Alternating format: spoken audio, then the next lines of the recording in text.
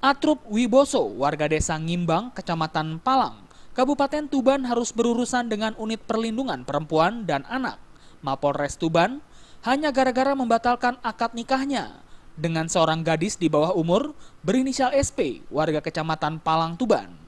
Peristiwa ini bermula saat korban yang masih lugu ini dipaksa berhubungan badan layaknya suami istri oleh pelaku. Perbuatan terlarang itu dilakukan tersangka sebanyak 6 kali. Hingga akhirnya korban yang duduk di bangku MTS tersebut hamil 6 bulan.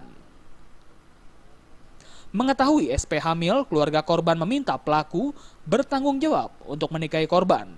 Karena keduanya masih di bawah umur dan belum dapat mendaftar di KUA, keduanya dinikahkan secara siri.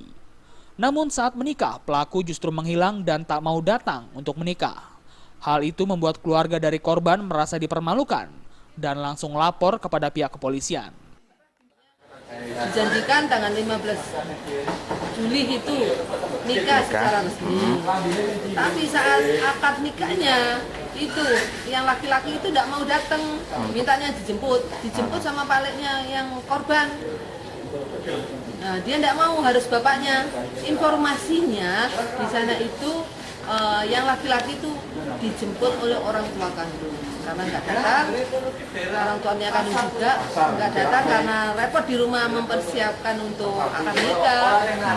Ini nikahnya batal, janjinya jam 16. Dan setelah maghrib orang tua korban itu datang ke Polres untuk melaporkan kejadian ini.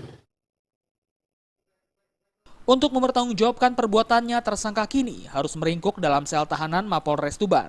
Tersangka dijerat dengan pasal 81, junto pasal 76D Undang-Undang RI nomor 35 tahun 2014 tentang perlindungan anak dengan ancaman 15 tahun penjara.